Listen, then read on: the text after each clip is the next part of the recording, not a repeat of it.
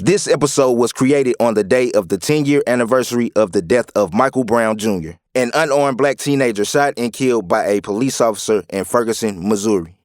Story Stitchers hosted a youth empowerment summit at the ZACK Theatre and held a discussion with Branden Lewis, Emeara Burns, and other youth leaders about police and youth rights and community and personal trauma, with guests Dr. Julie Gary, Behavioral Health Bureau Chief for the City of St. Louis, Officer Chassit Hickman of St. Louis Metropolitan Police Department, and Tamika Butler, MED LPC from BJC HeathCare. Come stop and take a trip down on my block, where you see hidden potential, young minds sharper than Ginsu, and ain't afraid to speak their mind if they got something against you. We standing with you, we tackle issues like civic pride. Hate will cease to exist, let's put our differences aside. From my side to your side, from Dutchtown to South Side, from Penrose to North Side, from Benton Park to Old North, the West End, the West Side. We blessed when we step out, we stand down, rise up, stand together, wise up.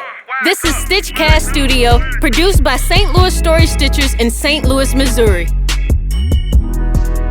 Our StitchCast has a conversation with community leaders about the relationship between police and the people. In this episode of StitchCast Studio. They say who that, but you already knew that. That be them story stitches. Story stitches, story stitches, story stitches, story stitches. First off, thank you everybody for tuning in to another episode of StitchCast. Today, like we said, we're going to be talking about mending the gaps between black youth and police officers. My name is Emeara. I am Youth Recruitment and Engagement Specialist here at St. Louis Story Stitchers. And I have sitting next to me... I am Police Officer Chassit Hickman for the St. Louis City Police Department. I have been on for 3.5, 4 years.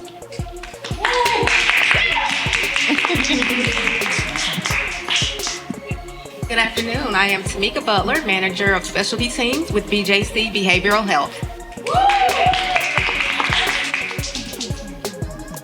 Good afternoon, I think it is now. My name is Dr. Julie Gary. I am the Behavioral Health Bureau Chief for the City of St. Louis. This is my second podcast with you guys. I just want to say how moved I was by Branden's presentation. And I'm also the mother of 3 biracial children. I have a son, Isaiah, who's 27, a son, Elijah, who's 23, and then I have a daughter, Jordan, who's 19. So my reason for being here is a ton of different reasons, both personal and professional.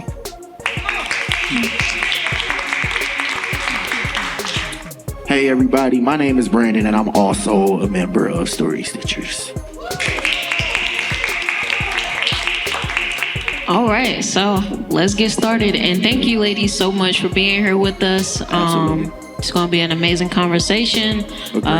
Do you want to ask the first question? The first thing I want to say before we get into the first question is actually, if it's more comfortable for you to hold the mic, you're more than welcome to do that. As much as we'll be asking you 3 questions, you're more than welcome to ask us questions as well. And we will have points if anybody didn't hear where we open up the floor to the audience to ask questions if they'd like to ask questions. Also, y'all are gonna hear noises and whatnot. Stan is actually back here working on the graffiti art. Just don't be alarmed. He is using spray paint, but it's a spray paint that's safe to use indoors. All right, so we all good to go, and we're gonna check in with Stan every now and then. He already going crazy from what I'm looking at already. So let's hop into it. You want to ask the first one? Bet. My first question is, what are my rights and responsibilities when encountering a police officer, and what are your rights and your responsibilities as a police officer?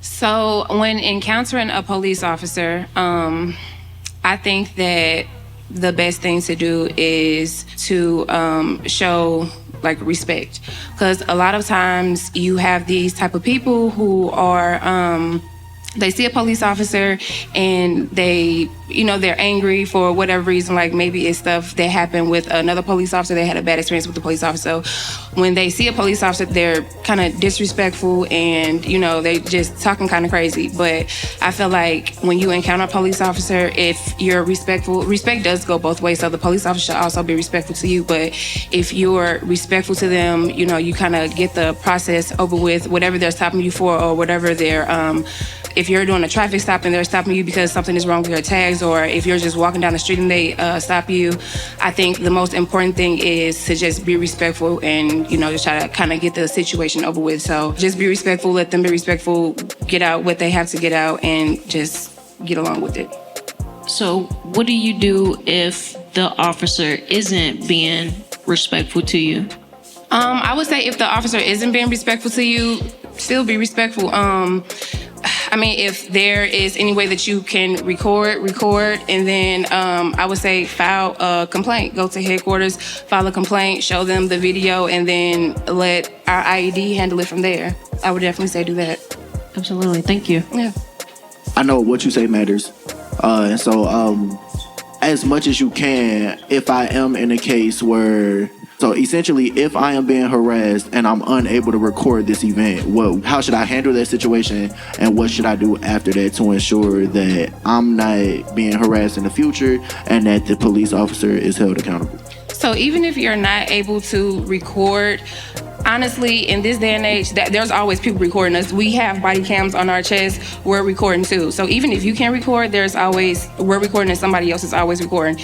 And even if you feel like no one else is recording or you didn't see anybody recording, you can still always go and file a formal IED complaint. And our IAD department, they're very thorough. So they'll take the time out and figure out what was going on. They'll look at our body camera, see what was going on, and you can follow up with them to figure out what's going on.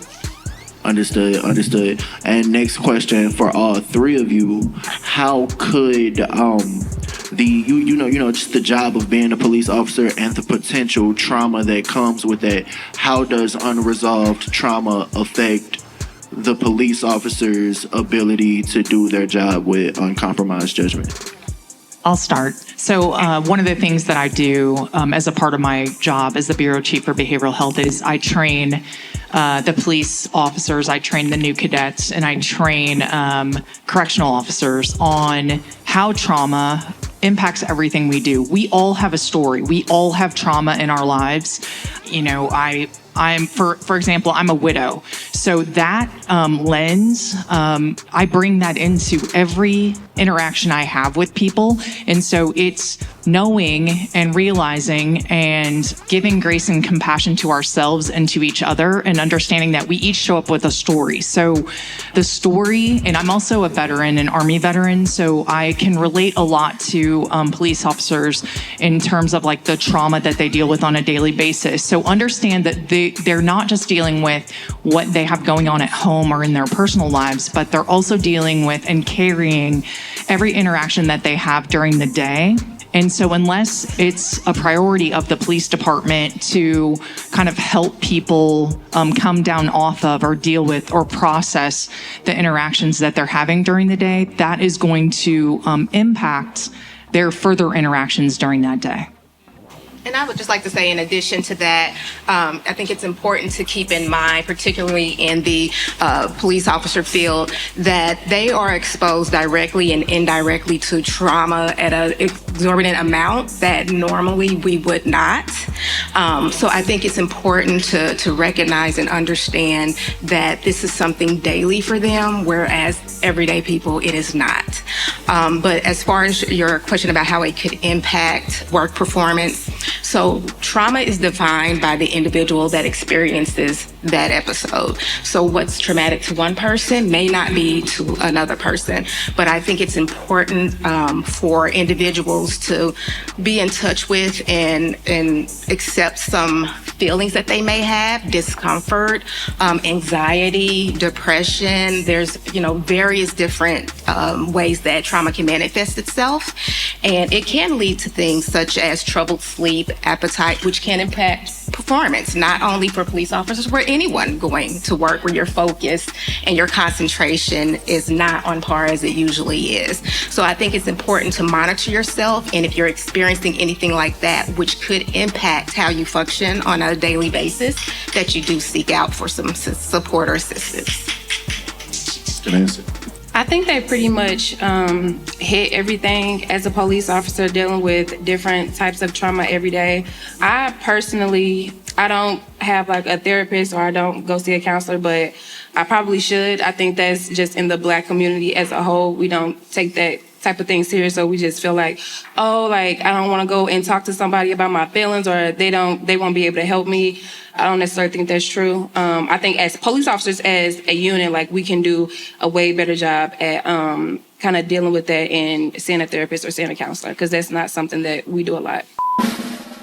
Hey, what's going on, everybody? It's that time again. Time for another StitchCast Studio Arts Interlude. That's right, let's pick the city up. This week, we have a Story Stitches original song entitled Perception Isn't Always Reality.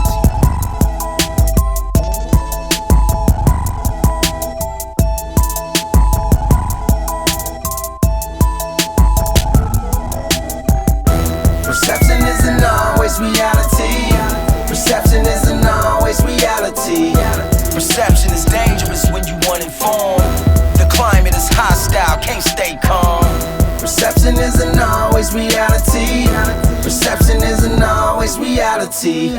Perception is dangerous when you uninformed. The climate is hostile, can't stay calm. If I wore a suit and tie, could I run for president? Could they prosecute me for a crime with no evidence? When you look at me, do you see any type of value? How can I think universal when I haven't traveled? Never had a passport, so my vision falls short. Only time they pump me up is when we on the ball court. But when it comes to economics, it's a disadvantage. Limited windows of opportunity, quick to vanish. I manage by myself, but need a little help. My moves are calculated, contemplate on every step. Quiet is kept, the odds of living long ain't in the cards. We dying slowly every day cause the struggle is hard. What do you see? Are you dealing with reality? Is it the real thing or is it a fallacy? Because I'm in the hood, does that mean I'm from the hood? Because I dress well, does that make me all good? Perception isn't always reality. Perception isn't always reality. Perception is dangerous when you uninformed. The climate is hostile, can't stay calm. Perception isn't always reality. Perception isn't always reality. Perception is dangerous when you uninformed. The climate is hostile, can't stay calm. How did I become the leader of a million men? And if they really men, then were they meant to follow? It takes a good follower to make a better leader. We need believers, not perceivers. Race relations hollow. Broken bottles, vacant lots in my vicinity. Drugs, gang violence, and poverty stains my memory. Somehow I managed to smile when through it all I reflect upon my past. Draw graffiti on the wall. Rest in peace, create a star. And underneath I write my autograph. This is my culture, true American artifacts. From starter jackets to pro models to BKs to Deodoras to Chuck Taylors where we stay. Get God for your J's, so many ways we behave. Like the stereotype and what we betray is a slave. Although we descendants, we must end it or stay suspended, living in a perpetual sentence of the perception. We can't make it if given the chance. When you look at the original, see greatness in hands. They danced with the devil last year, now they soul searching. As for the public opinion, they showing no mercy. Perception isn't always reality. Perception isn't always reality. Perception is dangerous when you uninformed. The climate is hostile, can't stay calm. Perception isn't always reality. Perception isn't always reality. Perception is dangerous when you uninformed. The climate is hostile, can't stay calm. She thought I was guilty, cause I had my hoodie on. No, not even once did she ever think she could be wrong. Man, he said I stole something, cause my pants was too baggy. I'm too dark skinned, the police keep getting at me. I wonder why, it's your perception, my reality. I ain't even eating good, but still I'm burning calories. Look at the difference in our infant mortality. We dying in this hood, 182 fatalities. How many look like me? Racial disparities impacted. Media bias and to make my people look so backwards. State of emergency gets distracted with Ebola, game over. My life is a purchase for stockholders, cause the rich control the market while the poor becomes the target. We struggling to live while they strolling the red carpet. Got your degree, but does that really make you smart? You a nurse or a school teacher, that don't mean you have a heart, do it? Perception isn't always reality. Perception isn't always reality. Perception is dangerous when you uninformed. The climate is hostile, can't stay calm. Perception isn't always reality. Perception isn't always reality. reality. Perception is dangerous when you uninformed. The climate is hostile, can't stay calm. I also have a question kind of correlating with you all's answers. How can, we as co-workers and as people that's engaging with each other on a day-to-day basis, be more sensitive to people who may be actively dealing with their trauma and maybe having a hard time dealing with that trauma? First of all, I'll just say it's okay to not be okay, and it's okay for your coworkers not to be okay. I think that's one of the things that we train the correctional officers and the police officers on is watching out for each other. It's kind of that buddy system. And I think the biggest thing we can do for each other, just understanding we all have that trauma and those stories, and understanding that how we react to trauma is individual, is to give people grace and compassion. And that's, when I train my staff and as I lead them, I always use those two words, grace and compassion. But I would also say that while we want to give grace and compassion to people around their stories and understand that it's traumatic, we also have to set boundaries to the point where people don't disrespect us, in addition to giving grace and compassion. So it's a fine line to walk.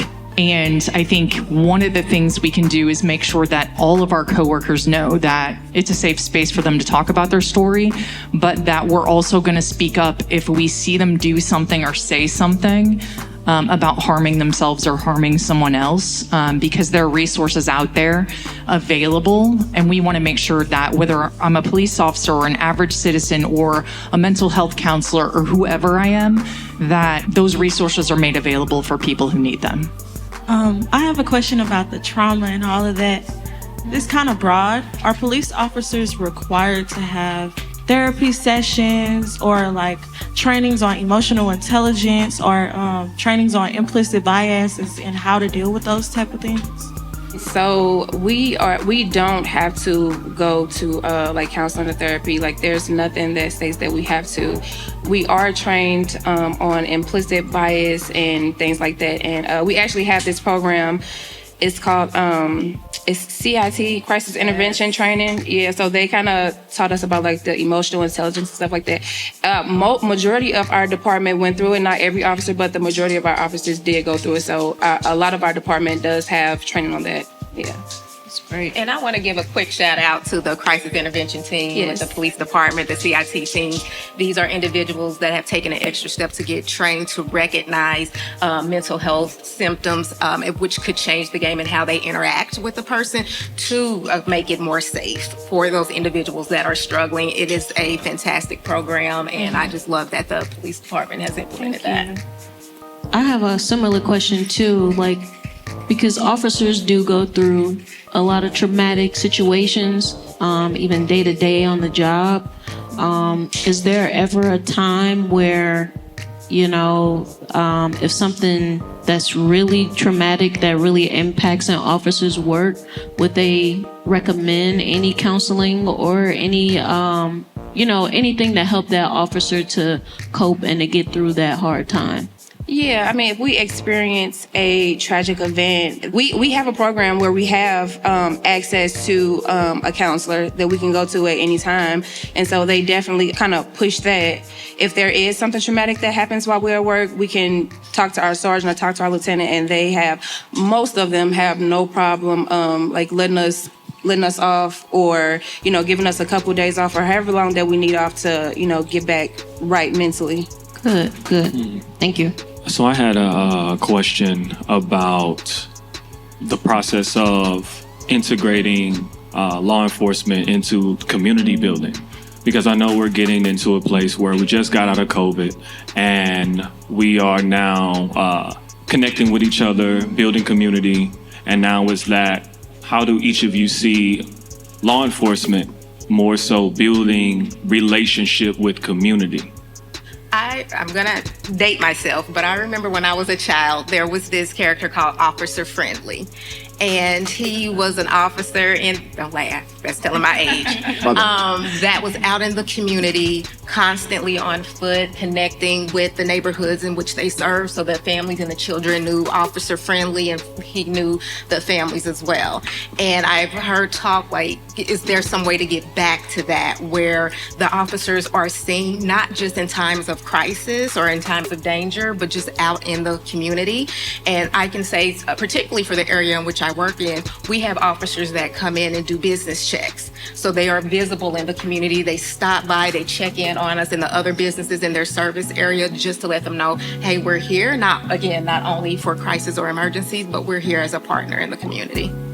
Well, I'm actually the community engagement officer for this district, District 4, so you'll be seeing my face a lot more often. But I do things like go to a lot of the community events where it's not just you're seeing us in a bad time or where it's negative and you're just calling us because you need our help. I'm going to community events. I am stopping in the business and doing business checks.